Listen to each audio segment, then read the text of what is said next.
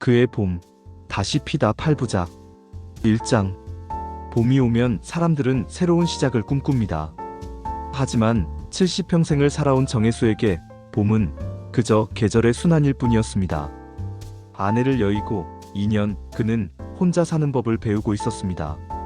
아니, 배우는 척하고 있었습니다. 오늘은 아내의 기일입니다. 혜수는 오전 일찍 성묘를 다녀왔습니다. 돌아오는 길 봄바람이 불었지만 그의 마음은 여전히 겨울 같았습니다. 집에 돌아온 혜수는 아내의 옷장을 정리하기 시작했습니다. 더 이상 미룰 수 없었습니다. 옷 한 벌 한 벌을 꺼낼 때마다 추억이 쏟아져 나왔습니다. 서랍 깊숙한 곳에서 낡은 나무 상자가 나왔습니다. 혜수는 이 상자를 본 적이 없었습니다. 조심스럽게 뚜껑을 열자 그곳엔 자신이 쓴 옛 편지들이 가지런히 정리되어 있었습니다. 아내가 평생 간직했던 것들입니다. 혜수의 손이 떨렸습니다. 편지들을 하나씩 펼쳐보던 혜수는 문득 멈칫했습니다. 자신의 필체가 아닌 편지 한 장이 있었습니다. 노란 종이, 바랜 잉크, 그리고 여린 글씨체. 순간 혜수의 심장이 뛰었습니다. 이건 윤순이의 편지였습니다. 편지는 50년 전 혜수가 군대에 있을 때 받은 것이었습니다. 혜수는 천천히 편지를 읽기 시작했습니다. 혜수씨, 이 편지가 언제 당신에게 닿을지 모르겠습니다. 하지만 꼭 전하고 싶은 말이 있어요. 우리 헤어져야 할 것 같아요. 부모님께서 다른 사람과의 결혼을 강요하세요. 저는 약한 사람이라 거부하지 못했습니다. 혜수씨, 미안해요. 하지만 약속할게요. 언젠가 다시 봄날에 만나요. 그때는 우리 마음대로 살 수 있을 거예요. 혜수는 편지를 읽고 또 읽었습니다. 50년 전 그 봄날, 자신은 이 편지를 받지 못했습니다. 부대에서 돌아왔을 때 순이는 이미 다른 사람과 결혼한 뒤였습니다. 혜수는 배신감에 순이를 찾아가지 않았습니다. 그리고 1년 뒤, 지금의 아내를 만나 결혼했습니다. 그런데 이 편지가 왜 아내의 상자에 있는 걸까요? 혜수는 혼란스러웠습니다. 아내가 이 편지를 숨긴 걸까요? 아니면 실수로 잃어버린 걸 아내가 찾은 걸까요?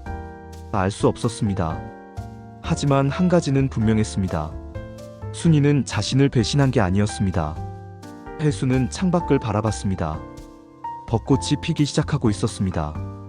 언젠가 다시 봄날에 만나요. 순이의 문장이 귓가에 맴돌았습니다. 혜수는 결심했습니다. 50년이 지났지만 이제라도 순이를 찾아가야겠다고, 그녀에게 말해야겠다고, 당신의 편지를 받지 못했다고, 당신을 오해했다고, 그리고 미안하다고. 73의 노인에게도 가슴이 뛰는 순간이 찾아왔습니다. 혜수는 책상 앞에 앉아 종이를 꺼냈습니다. 오랜만에 편지를 쓰기 시작했습니다. 순이씨, 50년 만에 당신의 편지를 읽었습니다. 봄바람이 창문을 흔들었습니다. 새로운 계절이 시작되고 있었습니다. 늙은 남자의 가슴 속에서도 봄이 움트고 있었습니다. 그날 밤 혜수는 오랜만에 깊이 잠들었습니다. 꿈속에서 젊은 날의 순이가 웃고 있었습니다. 하얀 원피스를 입고 벚꽃나무 아래 서 있는 순이. 혜수는 그녀를 향해 걸어갔습니다. 손을 뻗었습니다. 하지만 닿기 직전 깨어났습니다. 혜수는 베개가 젖어 있다는 걸 깨달았습니다. 2장. 혜수는 기차를 탔습니다. 50년 전 순이와 마지막으로 만났던 고향 마을로 가는 길이었습니다. 기차 창밖으로 봄 풍경이 스쳐 지나갔습니다. 유채꽃밭, 새싹이 돋는 논밭, 피어나는 진달래. 모든 게 낯설면서도 익숙했습니다. 마을에 도착한 혜수는 먼저 옛 집터를 찾아갔습니다. 하지만 그곳엔 이미 새 건물이 들어서 있었습니다. 순이네 집도 마찬가지였습니다. 50년이면 모든 게 변하기에 충분한 시간이었습니다. 혜수는 마을 어귀 정자로 향했습니다. 그곳엔 늘 동네 어르신들이 모여 계셨으니까요. 정자에 5명의 노인이 앉아 있었습니다. 혜수는 조심스럽게 다가가 인사를 건넸습니다. 안녕하십니까? 혹시 윤순이라는 분 아십니까? 50년 전에 이 마을에 살았던 분인데요. 노인들은 혜수를 위아래로 훑어봤습니다. 윤순이? 김씨네 며느리로 간 그 처자 말이요? 한 노인이 물었습니다. 혜수의 가슴이 쿵 내려앉았습니다. 그분이 어떻게 되셨는지 아십니까? 노인들은 수군거렸습니다. 그 처자 남편 일찍 죽고 고생 많이 했지. 딸 하나 키우면서 혼자 살았다 아이가. 그런데 말이여, 작년에 이 근처로 이사 왔다는 소리를 들었심더. 혜수는 귀가 번쩍 뜨였습니다. 정확히 어디로 이사 오셨는지 아십니까? 글쎄, 딸이 시내에 산다 했으니 그쪽 아닐까? 혜수는 노인들에게 감사 인사를 하고 정자를 나섰습니다. 순이가 근처에 산다니 마음이 급해졌습니다. 하지만 동시에 두려웠습니다. 50년 만에 만나면 뭐라고 말해야 할까? 순이는 자신을 기억하고 있을까? 반가워할까? 아니면 불편해할까? 혜수는 시내로 돌아와 작은 카페에 들어갔습니다. 마음을 정리할 시간이 필요했습니다. 커피를 주문하고 창가 자리에 앉았습니다. 창밖으로 벚꽃길이 보였습니다. 사람들이 꽃 구경을 하며 걷고 있었습니다. 혜수는 멍하니 그 모습을 바라봤습니다.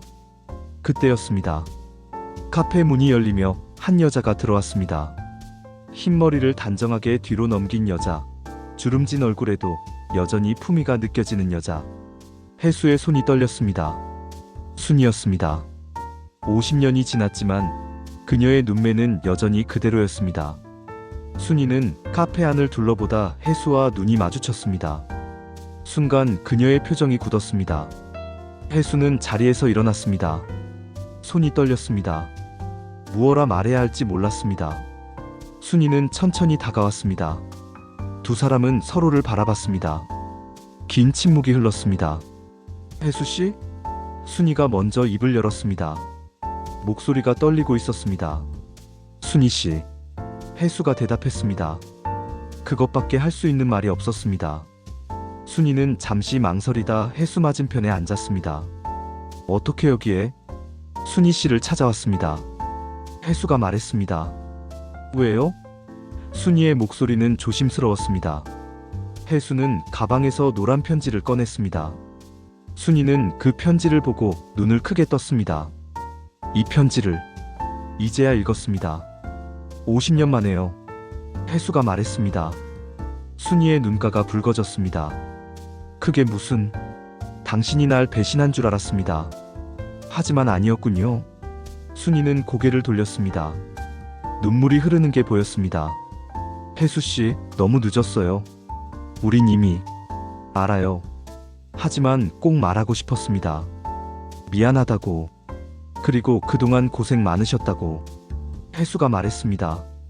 순이는 손수건으로 눈가를 닦았습니다. 혜수씨도 행복하셨나요? 순이가 물었습니다. 그럭저럭 살았습니다. 당신은요? 저도요. 두 사람은 쓸쓸히 웃었습니다. 창밖으로 벚꽃잎이 날리고 있었습니다. 50년 전 약속했던 봄날이었습니다. 하지만 이미 너무 많은 시간이 흘러버렸습니다. 3장.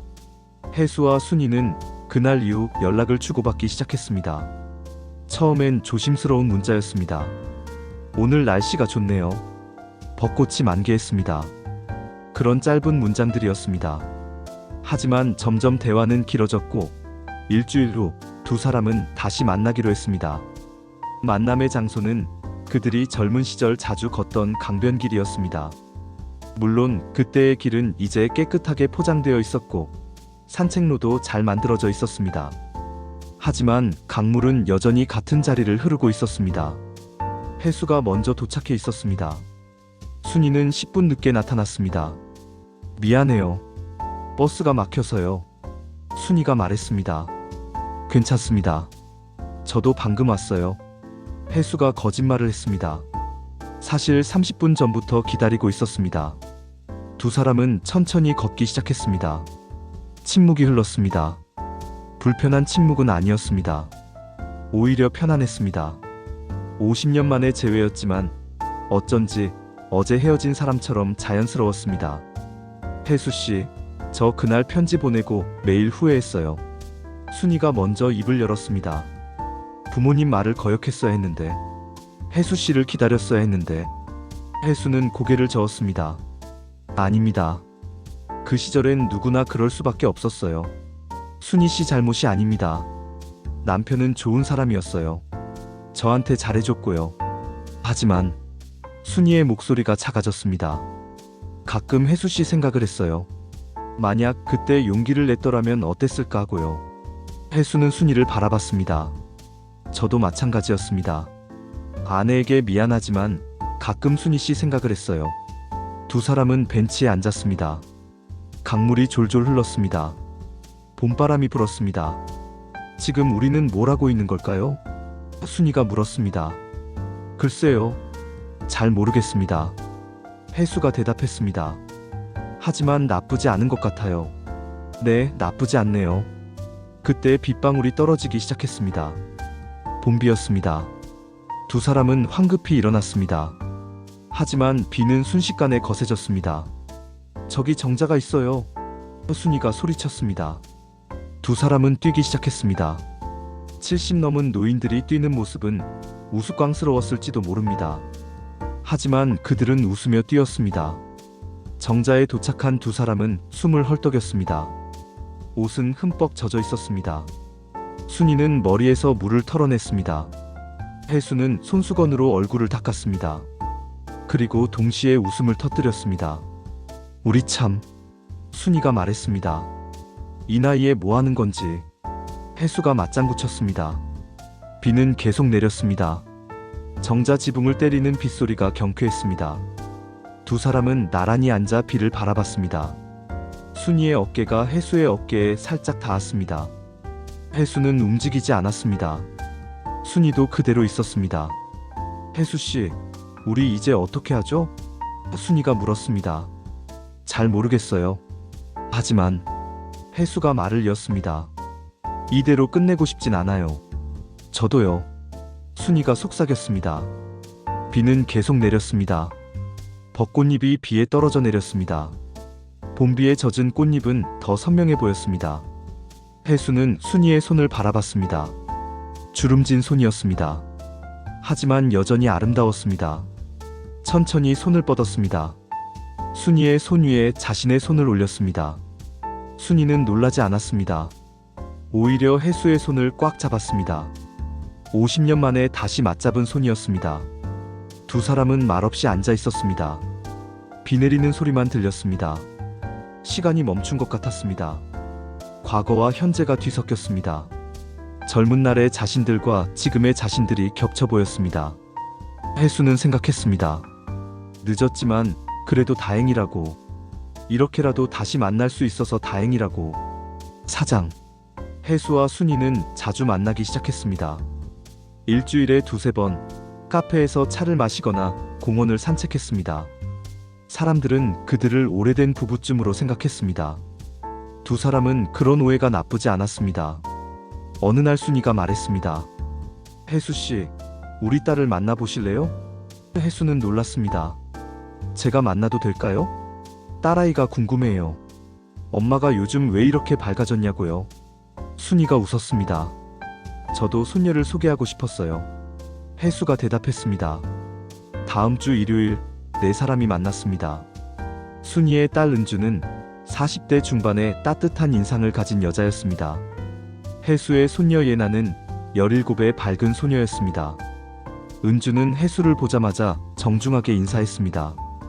예나는 눈을 반짝이며 순이를 바라봤습니다. 식사를 하는 동안 대화가 이어졌습니다. 은주는 조심스럽게 물었습니다.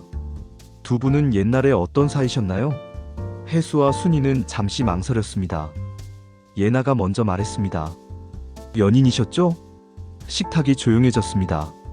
순이가 천천히 고개를 끄덕였습니다. 50년 전 얘기란다. 은주는 잠시 생각하더니 말했습니다. 어머니 행복하세요? 응, 행복해. 순이가 대답했습니다. 그럼 됐어요. 나이가 무슨 상관이에요? 은주가 웃었습니다. 예나도 박수를 쳤습니다. 할아버지, 정말 멋있어요. 혜수는 쑥스럽게 웃었습니다. 하지만 모두가 이렇게 받아들인 건 아니었습니다. 혜수의 아들 지훈은 달랐습니다. 며칠 후 지훈이 아버지를 찾아왔습니다. 아버지, 무슨 일이세요? 지훈의 표정은 굳어 있었습니다. 무슨 일이라니? 혜수가 물었습니다. 예나한테 들었어요. 여자분을 만나신다고요. 아, 그건... 혜수가 말을 이으려 했지만 지훈이 가로막았습니다. 아버지, 어머니 돌아가신 지 겨우 2년밖에 안 됐어요. 너무 빠른 거 아니에요? 지훈의 목소리에 서운함이 묻어났습니다. 혜수는 한숨을 쉬었습니다. 지훈아, 이건 네가 생각하는 그런 게 아니야.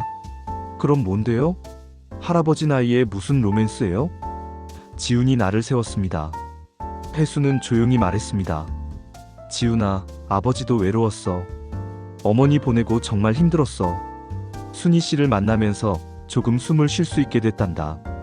그래도 지훈의 목소리가 떨렸습니다. 너희 어머니도 이해했을 거야. 나 혼자 남겨두고 간 게 미안했을 거야. 혜수가 말했습니다. 아버지는 저희가 미안하지 않으세요? 아버지가 이러시면 저희는 어떻게 해요? 어머니한테 어떻게 설명해요? 지훈이 소리쳤습니다. 혜수는 아들을 똑바로 바라봤습니다. 지훈아, 너한테 물어볼게. 넌 아버지가 남은 인생 혼자 외롭게 사는 게 효도라고 생각하니? 지훈은 대답하지 못했습니다. 아버지도 사람이야. 외롭고 쓸쓸하고 누군가와 이야기하고 싶어. 그게 죄가 되니? 지훈은 고개를 떨구었습니다. 한참을 침묵하던 그가 입을 열었습니다. 저는 아버지가 어머니를 잊으실까봐 무서웠어요. 우리 가족의 추억이 사라질까봐 무서웠어요. 혜수는 아들의 어깨에 손을 올렸습니다. 지훈아, 아버지는 네 어머니를 절대 잊지 않아. 함께한 50년을 어떻게 잊겠니? 하지만 아버지도 살아야 해. 남은 시간을 조금이라도 덜 외롭게 살고 싶어. 이해해 줄 수 있겠니? 혜수가 물었습니다. 지훈은 천천히 고개를 끄덕였습니다. 눈가가 붉어졌습니다. 죄송해요, 아버지. 저만 생각했어요. 아니야, 내 마음도 이해해. 두 사람은 오랜만에 포옹했습니다. 지훈이 작게 말했습니다. 아버지, 행복하세요. 고맙다, 아들. 혜수가 대답했습니다. 창밖으로 봄날이 저물고 있었습니다. 하지만 혜수의 마음속엔 여전히 봄이 머물러 있었습니다. 5장. 혜수는 순이와 함께 오랜 친구 만석을 만나러 갔습니다. 만석은 혜수의 중학교 동창으로 75세의 활력 넘치는 노인이었습니다. 야, 정혜수. 오랜만이다. 만석이 큰 소리로 반겼습니다. 이분이 그 유명한 윤순이 씨구만. 혜수, 이 자식이 평생 잊지 못한 여자. 순이는 얼굴이 빨개졌습니다. 혜수는 만석을 노려봤습니다. 야, 이 친구야. 하지만 만석은 신경 쓰지 않고 계속 떠들었습니다. 내가 이 친구 젊었을 때부터 봤는데 말이야. 군대 갔다 와서 완전히 사람이 죽어 있더라고. 나중에 알고 보니 순이 씨 때문이었어.